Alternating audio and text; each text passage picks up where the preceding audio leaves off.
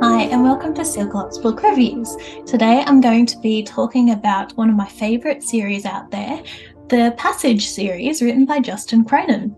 Hope you enjoy. The Passage series written by Justin Cronin. So, the main genre for this series is horror, science fiction, fantasy, post-apocalyptic, vampires, and thriller and dystopia, of course. It's a 3-book series, but it's called a series, not a trilogy. I don't know why. It's just unique that way. How does the book compare with other books in the genre, and how does it match up to your expectations of that genre? These books are something else. They have horror, vampires, and post-apocalyptic dystopian lands. I wasn't sure what to expect going into this series. All of the books are on the larger side and jump around time-wise quite drastically. I loved the Passage series and found it very easy to fall into the pages once I began reading. Funny story about this series, and I like to mention this a lot when I recommend it to others. The blurb on the back of the book does not do it justice. I was told continuously from my work colleague to read this series. I looked at the blurb and I thought, doesn't look that good. I'll give it a miss. After her hounding me for ages, I finally decided to look it up, found a different summary online, and I was like, wait a second, this actually looks quite good. I might enjoy this. That is the summary I included in this review, so you can actually see what it's really like. Anyway, I gave it a go. Straight away, fell into the pages, could not stop reading. I was actually on a family holiday and they were constantly telling me to put the book down and play with my younger siblings. That's how good it is. So yeah, talking about the first book, The Passage. The summary. It happened fast. 32 minutes from one world to die and another to be born. First, the unthinkable. A security breach at a secret US government facility unleashes the monstrous product of a chilling military experiment. Then the unspeakable. A night of chaos and carnage gives way to sunrise on a nation, and ultimately a world forever altered. All that remains for the stunned survivors is the long fight ahead and a future ruled by fear, of darkness, of death, of a fate far worse. As civilization swiftly crumbles into a primal landscape of predators and prey, two people flee in search of sanctuary. FBI agent Brad Woolgast is a good man haunted by what he's done in the line of duty. 6-year-old orphan Amy Harper Belafonte is a refugee from the doomed scientific project that has triggered apocalypse. Woolgast is determined to protect her from the horror set loose by her captors, but for Amy, escaping the bloody fallout is only the beginning of a much longer odyssey, spanning miles and decades towards the time and place where she must finish what should never have begun. So the actual blurb on the back of the first book is literally like 6 lines. It's nothing. So this one is a lot better. The analysis. So as you can see, I gave this book 5 out of 5 stars. I really enjoyed it. A little bit about the plot and theme. So the passage begins in the near future with government experimentation on 12 death row inmates. With super speed, strength, and a hard exoskeleton, rows of sharp fang-like teeth, and photophobia, the 12 inmates infected with the vampire virus soon break out of maximum security.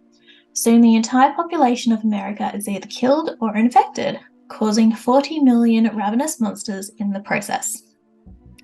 The novel is initially set roughly 8 years in the future with a young girl from nowhere called Amy.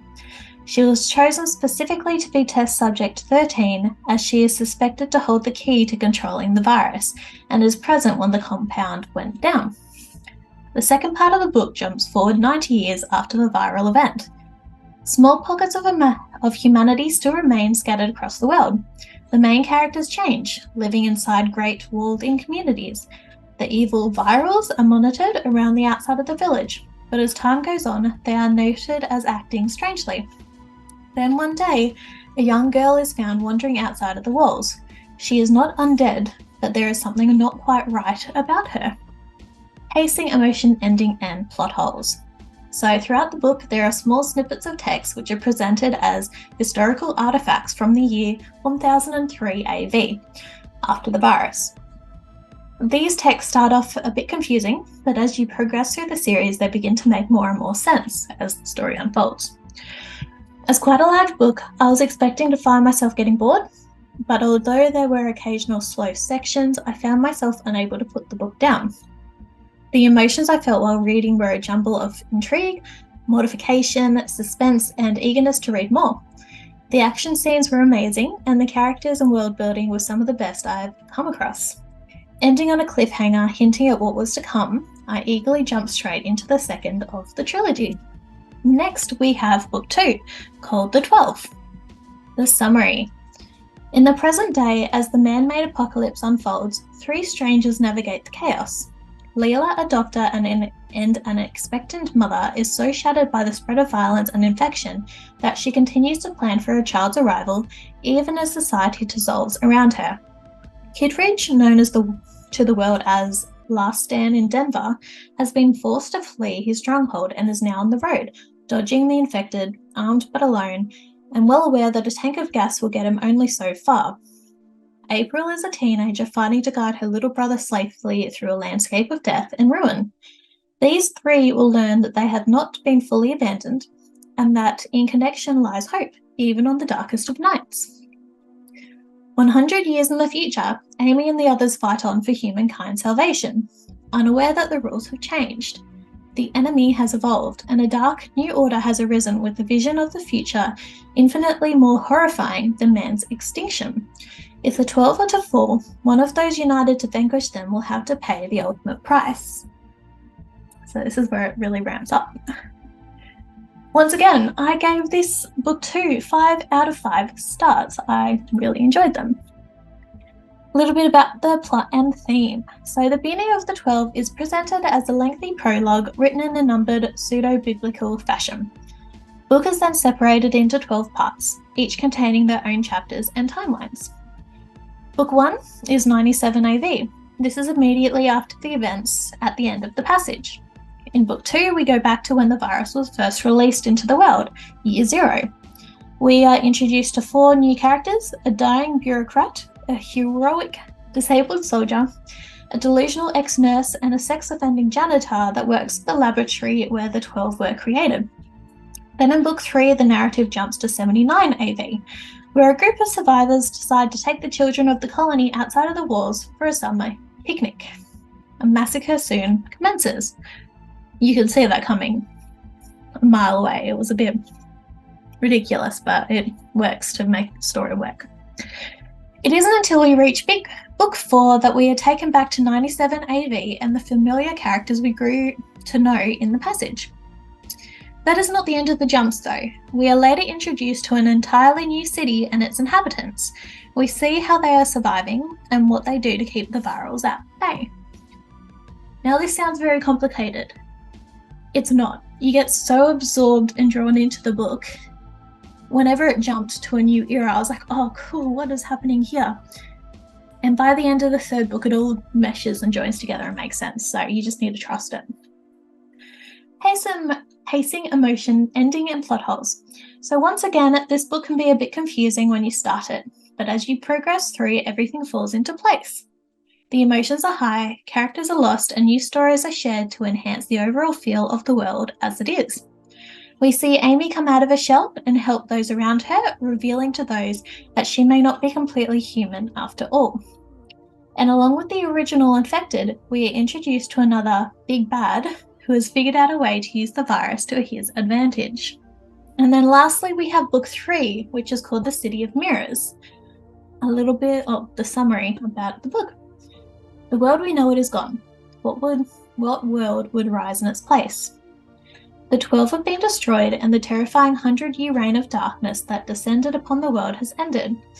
The survivors are stepping outside their walls, determined to build society anew, and daring to dream of a hopeful future. But far from them, in a dead metropolis, he waits. 0. The first, father of the 12. The anguish that shattered his human life haunts him, and the hatred spawned by his transformation burns bright. His fury will be quenched only when he destroys Amy, humanity's only hope, the girl from nowhere who grew up to rise against him. One last time, light and dark will clash, and at last, Amy and her friends will know their fate. Just reading that summary that you can find anywhere tells you what happens, like the outcome, a little bit of book 2, which is a bit of an annoying spoiler. But trust that there's still a lot to wrap up the story, so you must finish it. The analysis, and you couldn't guess already, I love this series, so 5 out of 5 stars again. So as with the first 2 books in the series, Cronin dances about in time. He also does something amazing in the second chapter by showing us where the 2 of the characters end up. This only worked to keep me reading to see how this ending came about. Next, we are transported into the life of Fanning, known as Zero. This encompasses the character's entire life and how he was instrumental in the creation of the virus. The rest of the book works to build up the tension for the epic climax. Although rather drawn out, it doesn't lose the anticipation you feel as you go through pages. Pacing, emotion, ending, and plot holes. So after an amazing conclusion to the 3-book build-up, the story is not yet over. 1000 AV, we are introduced to a Professor Logan, a historian investigating the events of the millennium before. We are shown a church dedicated to Amy along with a book like the Bible detailing the events of the series and her role in it all. At the very end, we are introduced to an old woman who has been living alone for a very long time. At first, she does not remember her name, but after some probing, Logan discovers who she is. The book ends with an extremely old and withered Amy telling her story. It was amazing. So this all happens after the book is finished. So it continues on for a little bit with 1000 years later. It's really amazing. I loved it. The recommendation. So I absolutely loved this trilogy. It was so different from anything I'd read before. It had constantly changing timelines, many new and passing characters, and a deadly virus that evolved over time. When I was first shown the book, I didn't think it would appeal to me. The summary on the back gave nothing away, containing only a few lines about a girl, a cop, and a criminal. After getting it convinced by a colleague to give it a try, I could not stop thanking her and recommending this series to others. It is a must-read. Review. I gave it, of course, 5 out of 5 stars for the whole series. An amazing series that is engaging the whole way through with many characters, timelines, and big and bad guys to become absorbed in. Even though I've read this book, I'm sure that there are so many things I missed, and I would definitely go back and reread it probably a few times to uncover all of those things. Thank you for watching my review on Justin Cronin's The Passage series. Please let me know what you think and definitely give the series a go. Bye.